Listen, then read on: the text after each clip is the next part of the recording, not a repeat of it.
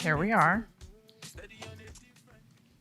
So I think that a nice way to begin this conversation is maybe a grounding, right? To kind of have a bit of context to our conversation before we jump right in. I mean, we'll talk about the future, but I do feel like we'll also talk about the present and maybe everything in between. So you and I have been talking quite a bit about Afrofuturism, right? How are you thinking about that? You have quite a bit of scholarship on Afrofuturism. You are writing, presenting, curating exhibitions that might sort of lean into the concept of Afrofuturism.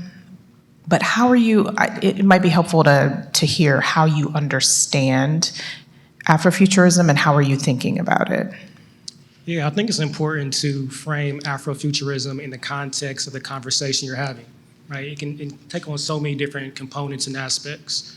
So in this regard, right, we talk about Afrofuturism, it's this philosophy, this grand idea, this abstract thing. But trying to nail that down, right? Really what it is, it's a Black cultural aesthetic, right? A philosophical approach to look at Black art and Black culture. But what does that even mean, right? You have to keep drilling down.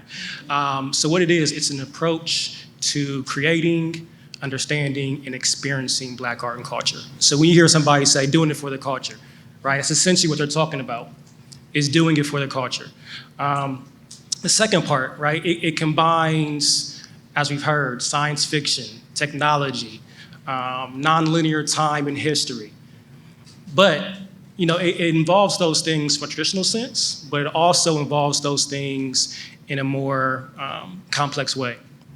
So it's talking about utilizing those things as tools of resistance that match tools of oppression, or technologies of resistance to match technologies of oppression. We've been so impoverished of past, future images of ourselves that it takes science fiction and fantasy and technology to even counter, right, those stereotypical white supremacist depictions of ourselves. I think that's why, we think about Black Panther, that was so revolutionary, the movie. I took my son to see it, and he dressed up full garb. My hair's a little bit shorter, so I was Killmonger. Had to put it to one side. But in the movie, he was like, yo, Dad, that looks just like me. Right? So it took fantasy, it took imagination, technology to tell that story. And it wasn't revolutionary because it was superhero. Superheroes have been along forever. But it was the fact that it was a Black superhero. And you saw Africa, and you saw culture in a way that was different. Right? And then I think the third part about Afrofuturism, to kind of better understand it, is it's nonlinear in time and in history. So that means past, present, and future are connected. And this has been written about and talked about by Black artists and art collectives like AfriCobra, or the African Commune of Bad Relevant Artists, the Black Arts Movement. But what they were really saying is that in terms of past, present, and future, they used definition, identification, and direction to bring those things home, right? Definition in terms of being able to look back at our past and define things that worked, define things that did not work, define the strategies or the issues. Identification meaning real time, right? Identifying our position in that spectrum, our position in that conundrum, whatever it is. And then direction, being able to utilize all of that and look towards the future and make a difference. And then the last thing, Blackness, historically, right, in terms of Afrofuturism. It's not just Blackness in terms of Afrocentrism, which is Black folks in America, but it's Blackness in terms of Afrocentrism, which is Blackness in the diasporic context. So, anybody who is of African descent and their ancestors were taken, enslaved, and shipped across the country, across the world, it's that Blackness as well. So I appreciate that grounding. You and I are both artists. We're educators. We're often in educational contexts. So someone might hear that and say, Okay, that sounds nice and all, but what does that even mean? you know, how do I take that? We've talked about how do I take a concept, something that's been conceptualized, something that's maybe a bit theoretical, something that one might have evidence for or not. How do I sort of move toward a future? How do I even think about future? What does that look like now? What might be the elements for us to consider a future, particularly a future that we won't be in? You know, I think a lot about that. What are the things that I can be doing now on behalf of our future selves, particularly because I won't necessarily be there, whatever that future is. But I also appreciate what you said about not linear, and that this spectrum or this timeline, future could actually be our next breath, right? It's not necessarily tomorrow. It's not necessarily many tomorrows. It could be just that next moment. And so on behalf of our future selves, what might we be considering in terms of particularly the context that we're in? The arts, education, we're both working in and around community, with community. And I think so much about an infrastructure. I'm thinking a lot about infrastructure. What is required of us to even sort of build towards future, whether it's tomorrow, whether it's many tomorrows from now? What kind of an infrastructure might we need, might we build, might we ground into on behalf of our future selves?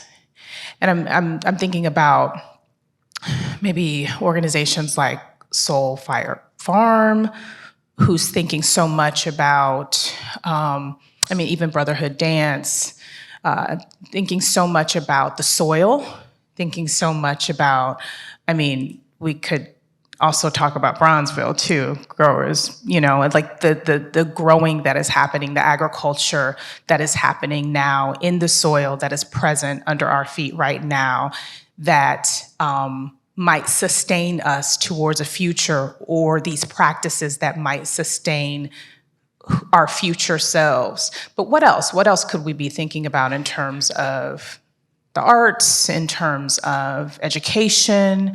I think about how art has been snatched out of a K-12 education, how it's maybe been traded for, I don't know what it's been traded for. It's been snatched out. It hasn't been valued. This idea that creative thinking, we talked about STEM, now STEAM. Arts in the STEAM is an afterthought. It's like, oh yeah, we probably should be innovative here. We probably should be thinking creatively here. But if we're not training towards that, if we're not actually making sure art is accessible and available from the formative years, how might we learn to do that, to practice that when we're older? Yeah, and I think you bring a good point. I think we have to understand art first, right? Amir Baraku, again, with the Black Arts Movement, said with Black art, we should be able to feel ourselves in it. And then in it, we should be able to become truly conscious. And now, we talk about Black studies and education, right? Black studies was started by members of the Black Arts Movement, right? So there was no separation. You couldn't have one without the other. So it was always there. And I think we were talking, sometimes we unlearn that, right? So how do we re-educate and look back and figure out our present and then take that into the future? And as people in academia and university, a lot of these conversations we have are very philosophical. They're filled with academic jargon, and we'll get to theory. And theory is where it stops, right? We publish it, we're talking at conferences, and then we did our job.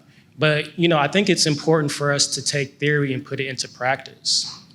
And a lot of these questions are very abstract and large, and I think we were having a discussion, and it took me a few days to wrestle with them. I'm like, what does this mean? How can we talk about this? And I had a conversation with a brother, and he said, "You're optimistic." He said, "You're optimistic." He says, "How do we do these things in a society that is incongruent with Blackness, right? Does not center or appreciate Black lives and Black experiences?" And he says, "I've lost optimism in that Black possibility," right? So I had to sit with that and really think what that meant. And so while I was pondering this quote kept coming to mind. Shout out to Marshall Short's Marine Arts Group. He always says this. I don't think I've told either one of these brothers this, but he always says, anything not designed by nature is designed by man, right? And so that kept coming to mind. And so then the question is, well, how is art a part of this future, a part of Black future? And, I think art is Black future, right? Because we're able to design it. We're able to see ourselves within it and be conscious and cultivate and grow and demonstrate how it should be done. So I think that's an important concept. Liberation requires a kind of curiosity, right? And I do think that situating ourselves such that art is ever present in our lives, like that is our ancestry. We come from artisans. We come from folks who maybe didn't have a word for art. Like we've pulled art out of our living and made it something else, something untouchable, something that we think is not for us. It absolutely is for us. It is by us. It's something that we do. And we have sort of pulled it out of our lives, we've pulled it out of young people's lives, and we've made it something else for other people. Instead of saying, no, this is who we are, this is where we come from, this is how we have moved through our lives for many, many, many centuries. And so I think so much that we need to situate creative thinking and curiosity into the context of young people and into our own context. We need to permission that. We need to be having open conversations about, oh, well, if we need to solve this problem over here, how might we collaborate or partner with artists and creatives to be able to solve these kinds of problems? How might we be able to think about systems that have never functioned for us, that have never included us? How might we rethink those systems, and how might we include arts and creatives in terms of sort of really rethinking or building something else, or building anew systems that have not included so many from the very beginning. I tell people all the time, the inequities that are in the infrastructures that we have now are already there. Like, we don't have to make them inequitable, they are already there. But knowing that, then what? What is our responsibility? Again, on behalf of our future selves, to be able to build something out of all of these inequities that are just already present and already there. And again and again and again, we forget or don't think of, or society thinks, oh, these artists over here are just kind of doing a thing, and maybe it's weird, maybe I don't understand it, I don't go to museums, we don't make things. No, we do make things, we make every day. But we don't permission that as a kind of living, as if making is not what we do when we breathe. We get up and we make towards a life, we make towards a future. And so I'm thinking so much about how can in an infrastructure that will require making for the future and towards world building, like how might we be thinking about that in our everyday? I think, you spoke on this, and I think what you're describing is this creative justice, right? And how does art and Afrofuturism by extension play into that? And we can look back, historically, all social movements have been accompanied by art movements. Absolutely. All of them. Absolutely. So they're intertwined and they're connected. I think when I was thinking about creative justice, right? Like, again, finding ways to put this into practice. And, I keep thinking back to these past art movements and kind of some of the technologies and the policies and the cultural things they did. And what comes to mind is this type of Afrofuturist organizing, right? Octavia Butler says all organizing is science fiction. All organizing is science fiction because it's about creating systems of justice, equity, that are not situated in now, right? Conditions we've never before experienced. So I think that it entails adaptation, collaboration, and creativity. Adaptation, being able to find what works and what's not working. Collaboration in terms of, connecting, forming art collectives, forming communities, turning those communities into organizations, right? And creativity. From there, figuring out how to design Black spaces and Black space. And those aren't the same things, right? Black space is a mental and virtual type of mentality or conceptual thinking that allows for imagination and innovation, right? We have to fully cultivate and support those things. Then Black spaces will be building the infrastructure, right? The locations, the communities that support that way of thinking, right? And then being able to invest in those things wholeheartedly, so. James Baldwin talks about if you want to know what's going on in the world, you need to ask the poets, and by poets we mean artists, right? I think that world building is going to require imagination. We need to make room for and nurture abundant wonder. We have to have an audacity to wonder, because it's creative practice that will allow new contexts to emerge. Yeah, and I think maybe like a closing thought is everybody is a creative. Everybody is an artist, right? So many times you hear, oh, I'm not creative, I'm not an artist, but you are.